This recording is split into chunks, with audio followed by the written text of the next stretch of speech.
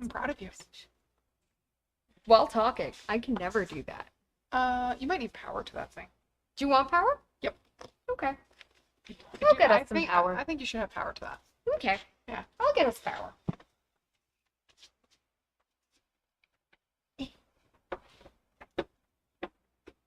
Let there be power. Let there be power. Let there be light? No power.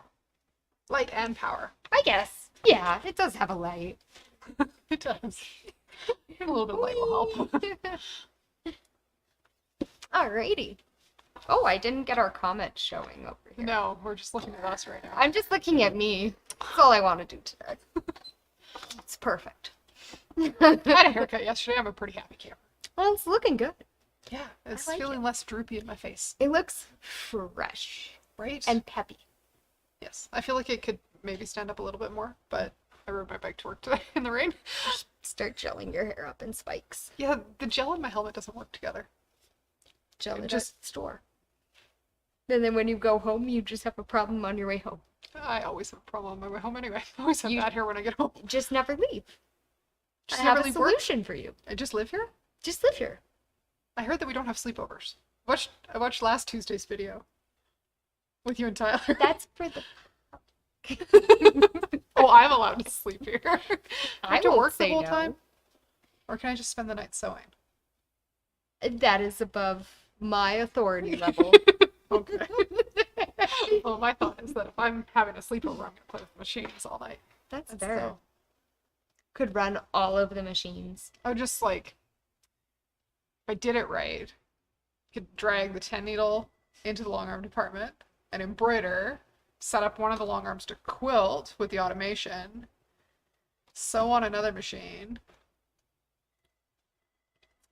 You could run 2 long arms in there because they're both automated now. Yeah. So you could do 2 quilts. You could bring the 10 needle And the 6 needle. and the 6 needle. And then you could potentially... Yeah, I'd bring like an 8 series Bernina in there too. Yeah. And Embroider on that one, you could embroider on that one and then maybe sew on a 5. right? Well, if I wanted to go super fast, I could bring one of the industrials. So straight and super fast. What do you think you'd be sewing? All those things that are like piling up in the side of my room that I never get to because they're projects for me. So I've got some clothing that I'm like, oh, I'd love to make this. Like, made jeans in the spring. I'd like to make a second pair. But I need to like sit down and focus for a few hours. They are cute jeans. They are cute You jeans. do need more of those. I They're do. very cute. They do. Anyway, that's if I had a sleepover at the store, this is what I would do. How many projects could I get on the go? And how long would that be successful until I misthreaded something? I wonder if we could do like an all-night sewing party. I might be cranky the next day. I'll feed you coffee. I might need a nap. I got quilts. There's no beds here. I got racking. I'm gonna make Leah a bed in the classroom. We'll just use all our wire racking and turn it into a bunk bed. Yeah. Okay. We'll just sleep on top of each other like sardines. This sounds great. It sounds a little dangerous, but I think it'll work. Okay. I have short racking, long racking. Depends on how tall you are, which rack you get. I was thinking we'd just put a few racks together. That works too. I like this. I wonder if they're weighted for that. No, they are not. I think they have like 50-pound waiting for Dang. waiting for each shelf. Okay, so we have not nailed down the how to have a sleepover at MSR yet. Sorry, guys. But good news, It's 2 for Tuesday. and Leah's back. I'm back. So we get some really exciting info today. We're having a technical Tuesday. But it's a 2 for Tuesday. 2 for Tuesday, I get to learn. which is the best. I like teaching. I like Sometimes learning. it's easier to teach when there's a real human in the building with me.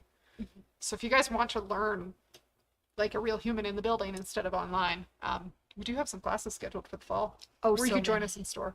Oh yeah, we love Friends. Patchwork in Paradise, Tools of the Trade, Oh gosh, Stitch Party, Stitch Party. Stitching in the Kitchen, North Pole Tier Embroidery Tray, essentials. Embroidery Essentials. There's a few.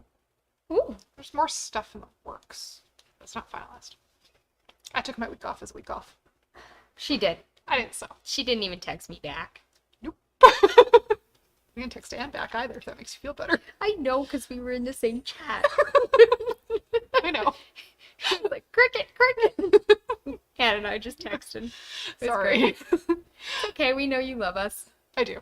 But no, definitely took a rest and relaxation before the crazy of fall. That's a good idea. Kids going back to school and all that good stuff. And classes booting up. Yeah. Our classes. Right? Exciting classes. Yeah. Okay, so why are we here today, Chelsea? What do you need to learn? I want to learn how to properly oil a Bernina machine. And I know they all have a little bit of a different hook, except for today we're doing a 5 series, or 570 to be exact. But I think that's the same as a 4 series and a 7 series for oiling, right? Yes. Yeah. Okay. So when you're like big picture wise, the hooks that are in most of the maybe first we should talk about what the hook is. If you don't know your sewing machine terminology, you already know how to pull the hook. Let me. That was too far. Yeah. Let me break. Can you the wake thing. up your camera? Oh no, it's napping. It's napping. It's like no. Okay. So hook. Technically, the hook in your machine, is the part that is making your stitch. So the needle goes in front of the hook to pick up the needle thread. The hook picks up the needle thread to make the stitch. So a couple different styles of hooks are out there. Some of you may be sewing on machines with drop-in bobbins. They have a different hook system. They're a horizontal system. This is a vertical system. Within the range of vertical systems, there's things like CB hooks, rotary hooks, the Bernina 8 series hook, and then this is officially called the Bernina B9 hook, or the Bernina hook. Bernina technology, this is kind of a cross between a rotary hook system and a CB hook. So kind of the best of both worlds. You get the speed and accuracy of a rotary hook with the ease of service and maintenance of a CB hook. So Yeah. technical. Lots of technicals. So to get the hook out of this machine, there's a little switch on the left-hand side that will allow it to pop out. We might need to go back just a little I'm bit. sorry, I was trying to get a good view. Yeah. I'm not very good at the camera. That one's tricky. It needs just a little bit more space to focus. Needs more space. Yeah. Got it. And then to pull the hook out, there's a center post, and you're going to pull it out towards you. So the thing I like about a hook that can come out all the way is it's really, really, really easy to unjam that system because you can take it apart. So something like a true rotary hook, you can't take that hook out of the machine without, a screwdriver. If you need a screwdriver to take the hook out of your machine, don't. Because you'll probably need a screwdriver and timing gauges to put it back in. Yeah, if you have to undo screws ever, unless it's your screw to hold your needle in, Or your needle plate. don't touch that. Yeah. So, a couple different things happen here. The Berninas are counting their stitches to give you a rough idea of when it needs to be oiled. The official count that Bernina uses is 300,000 stitches. If you're like us here in Calgary, it's super dry in Calgary most of the year. It's not dry today. This would be the one exception. And piddly rain all day. Yeah. Yeah. I've been inside, so it hasn't bothered me. Right. I remembered I was on my bike. I'm going to get wet on the way home. I thought I had the car. I was wrong. It's all good. Anyway, back to oiling. Squirrel. The hook dries out more quickly, kind of the faster you're sewing and the more intensive the stitching. So regular day-to-day sewing, just piecing a quilt, sewing a garment together, you sew for short little bits, then you go and iron and press and trim the next thing.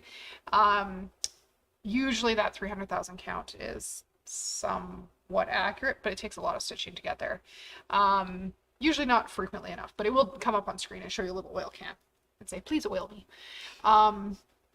But the machine doesn't actually know what you're doing. It's like machines are not that smart yet, which is good. I don't want my machine to be that smart. I like being smarter than my machine. Me too. So part of it is being aware of what it needs to sound like when it's running properly. And stitching properly. So it needs enough oil to do both those things. They get noisier as they get dry. If audio cues aren't something that works for you, I know we have one customer who definitely can't hear her Bernina. Just age, unfortunately, has done her hearing in. Keeping track of how many bobbin changes you've done. So in regular sewing, you can probably go 2 to 3 bobbin changes. In embroidery, you might need to oil every bobbin change, depending what you're stitching out. Well, we're running hot and fast with embroidery. Something like freestanding lace can run through an entire bobbin without stopping. Yeah. So that's kind of how I gauge it. A lot of it is if it's making unhappy sounds or stitching unhappy, it probably needs oil. Yeah. So when in doubt, give your friends some oil. Right. We love our machines. Yeah. So oil that comes, we have an older style oiler pen than what is shipping with the newer machines, but this is what you would have got if you got the original 7 series. It's the same oil in the newer short clear bottle. It's just in a handy dandy pen. Yeah, just change it pen style. This one was sometimes like really hard to get oil out of, so the newer one is easier to get oil out of. Yeah. So your oil points on screen, your machine will show you where to oil, and the first place that it's showing to oil is to kind of throw oil back in here, but don't do that because it's a little vague as to where it's going, and it's hard to see, especially if your machine is sunk in a cabinet. So the key here is to grab that hook and put it in your hand. Yes, yeah. We'll flip cameras around there. Okay, so what we're looking at there is that outer ring around the outside there. That's what's touching metal on metal. This part. So that is what sits into the hook race. That's what needs the lubrication. So usually I like to do a dot of oil on the outer side, right up by... Right there? Yeah. Because that puts it exactly where it needs to be. Oh, out of oil. Okay. If you're ambitious, it's okay. Drop there. And then there's also felt pads that act as like moisture retentive reservoirs for you. And they are sitting in the hook. There. Oh, bad angle. Right there and right there. So those are felt pads. Lots of people are very hesitant to put enough oil on those. They need to be wet. Like they need to look wet. They need to feel wet. Because that moisture will wick out towards the openings that look like rectangles on the sides, which is where it sits into the hook driver that makes the hook go around inside your machine. And I have definitely over-oiled. Not much, though. But that's okay. You have a Q-tip in your hand? I sure do. That's where our best friend comes in. So you can wipe off excess oil. I'll be honest, most of the time I don't. Because it will wick back towards the wicking spots as it absorbs. That's usually how I feel. So a drop on the outside accounts for the drop that Bernina's suggesting you put way in here that's hard to get to, and a drop right there. One more thing to do before you put this back in the machine is to check for lint. Sewing machines make lint, and sewing machines don't like lint. It's a kind of a catch-22 of being a machine. So you want to clean out that whole hook race. This is a floor model that we haven't sewn on a whole ton, so it's pretty clean in there right now. But right metal on the metal area, you want that cleaned out. There's also a very small groove between the black part of the hook driver at the back and the silver race. Oh, I see that. Kind of like a fingernail width. If you got a pair of skinny tweezers, like the fine tip Bernina 8 series tweezers, they can get in there. And if you don't clean the lint out regularly, it rolls around in there. And soft, fluffy lint is easy to clean out. The longer it rolls around in that system, the more likely it is to turn into tiny little pucks or like felt pads that shouldn't be there. And when you get to the point of felt pads, your machine is going to be mighty angry at you and could potentially give you what we affectionately call the gears of death or a 10-10 error. And the 10-10 error usually means something's in there keeping it from moving smoothly. It's drawing more current than it expected, and it's like, wait, something's wrong. Can you check me out? It's like saying my foot hurts and going to the doctor and finding out you stepped on a nail. Like, Your machine is trying to tell you something. Your machine is unhappy. Your machine is unhappy. Please But look. it doesn't have the words to tell you why it's unhappy because it is a machine. Yes. So your solution there is to take a look, make sure you've cleaned the lint out, and then when you return the hook to the machine, making sure you've got it in the right position. Ooh, I learned a trick for that. That is my trick. It's kind of dark. It's super Can I good. make it brighter? I don't know. Let's find out. Here, I have another light. Hang on. I'm guessing I can make you a light. I have rotated. Oh, and I am also crooked. Let's straighten my friend out there. If this is how you feel when you oil your machine, we get it. All right. So, in my machine, I have two little fingers. Those are actually the little fingers that are going to go in these little sides of my hook, those little rectangular grooves. And then I actually have a little hole here, which actually lines up, oh, making it dark, is that hole. So I like to just move my whole, what was this called again? That's called the hook driver. The hook driver. I like to move it so it's horizontal. And you do that by turning the hand wheel. Yeah, and then I just line up my my little guy, my hook, so it's nice and straight, and usually it wiggles on me. And while I'm doing that, I can just kind of slide them in. I haven't done this in a while, so it might be a little clumsy. But when you get it in, It snaps in and makes that because it has a magnet. Yeah. It goes, boop, I'm in. I'm happy. and then you can close the hook race cover. By pushing on the metal, right? Yeah. And then your final test before you try and do anything and make it go, turn the hand wheel one full revolution at this point. Because if you have the hook in wrong, it will jam right away. And you can get the hook in and have it almost hit the magnet 180 degrees out from where it needs to be. I've definitely done that. It's So- not as fun. It's not as fun. But that would be your check. So that would be like the extent of the oiling you need to do on a 4, 5, or 7 series. That is the ones with this style of hook race. That was easy.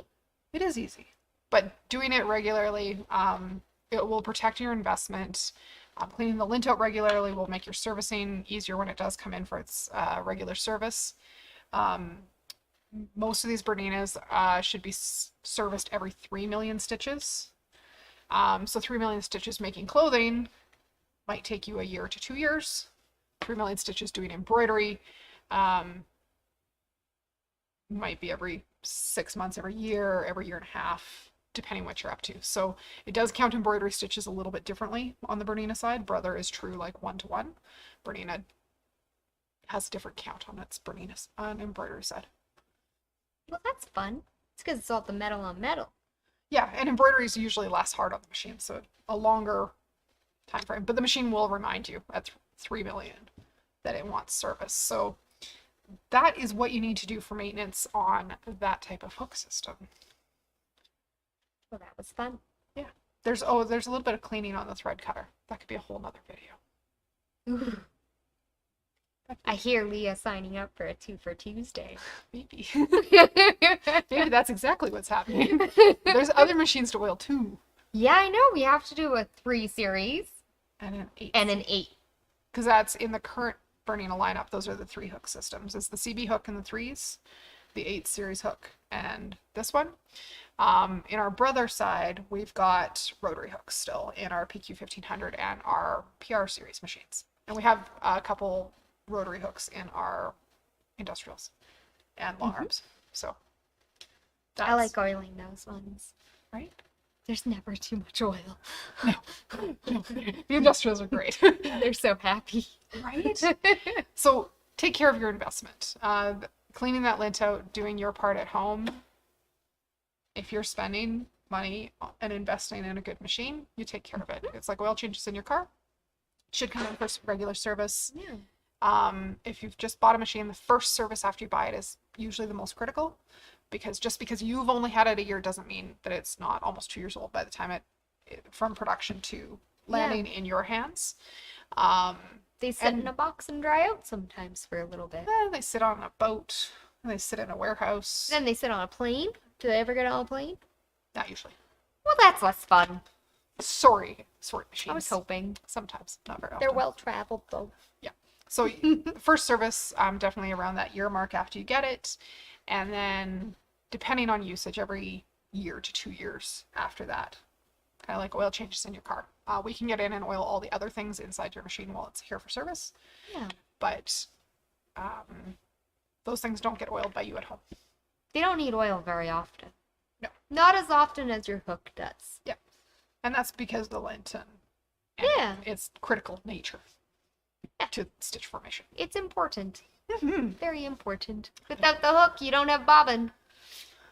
Which means you just have a piece of thread laying on top of fabric. And you should just have a hand sewing needle at that point. Because it's not doing anything. It's not working. So that's today's tutorial. But that was fun. Yeah. We have fabric behind us. We also have some houses. We have houses? We have houses. Where did you hide the houses? I was building today. Where did you hide them? Right behind you. Oh. I see them. I know one of them's like white. I'm blind, I apparently. have one left to build. You have one left to build. I know. Alright. Try to show them on this guy. Yeah, let me move some of the other stuff off the table. All of our goodies. So this is OESD's newest addition to the Winter Village. It is a gas station. It's so cute. And these are the tiny little gas pumps. They actually pop off and it gets me. Let's fill up Oh on some man, gas. that's adorable. It's so cute.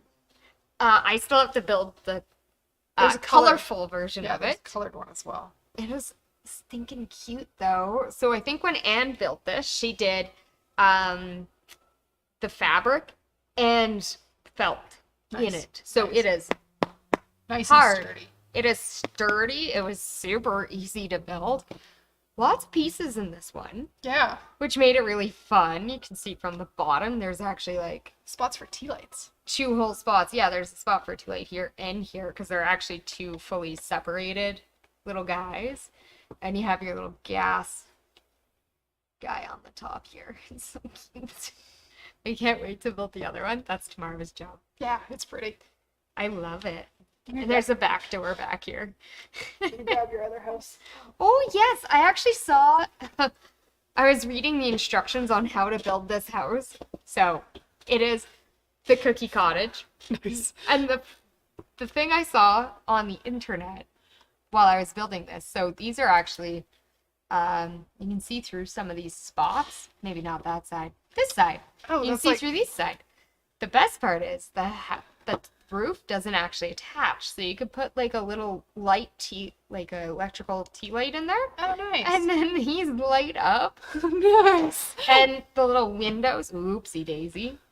Well, There's windows with holes. yeah, we That's have funky. windows with holes, and we have a little 3D door, and of course we can put a tea light in the bottom here as well. I still have 2 more things to build. Yeah. They're awesome. Maybe I'll show them tomorrow. I think Sandy's here tomorrow. They might have to wait till Thursday. Is Sandy here tomorrow? Oh, Sandy's not here tomorrow. Sandy's not here tomorrow. Sandy is not here tomorrow. We're having a change of Wednesday. Change of Wednesday. Change of Wednesday. But that's okay. We'll have to make it wacky. How wacky can we get? I'm not nearly as wacky as Sandy, so I don't know what I can do. Me neither. We could make pumpkin headbands. Yeah, we'll figure something out. We'll figure something out. Yeah, so this is OESD's new cookie cottage. I love it. Oh, let's see. If you want to learn how to do things like this and have really super funky embroidery in your house, I love it. or as Christmas gifts, you could join us. We've got classes coming up to make things. Not quite like this, but our Stitch Party class in September is freestanding bookmarks. Mm-hmm. So similar to this, where there's fabric and lace detailing and embroidery all mixed in, and then you pop it out of the hoop and wash it out, and you have voila, a bookmark. Voila. Voila. Voila.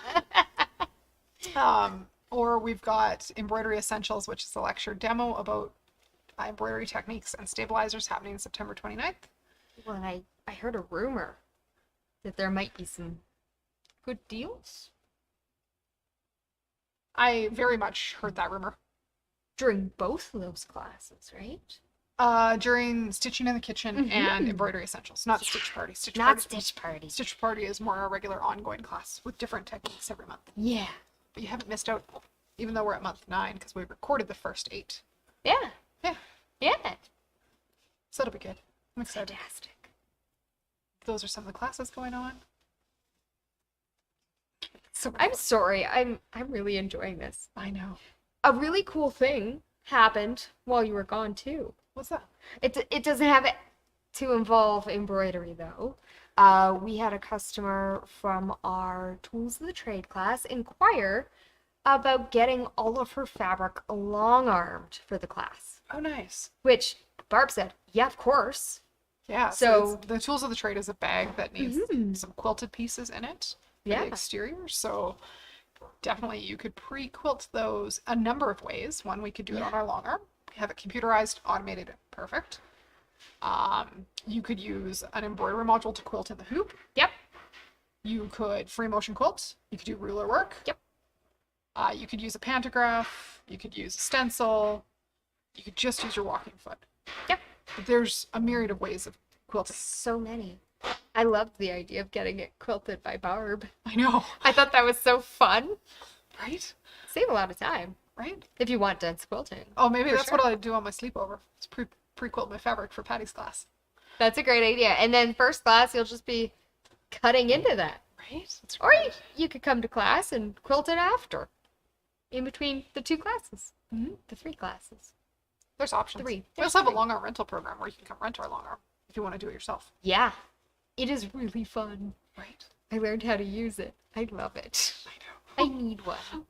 But I have other needs first, like an embroidery machine to make these houses. That's why we have the rental program. So you can get there eventually. I will one day. Yeah. We'll work on it. We'll work on it. Fabric behind us today. Oh, my safari! You're really cute little sloth. It's adorable. It's flannel, isn't it? It is flannel. Well, it's Big cooler wolf. today. It feels like flannel weather. I was thinking that when I was grabbing it. I heard a rumor that Tyler wants to learn how to make pajama pants. Leah watched last Tuesday. And very much at the end of last Tuesday's video, they're like, I hope Leah's not watching. We did say that. You did. We did.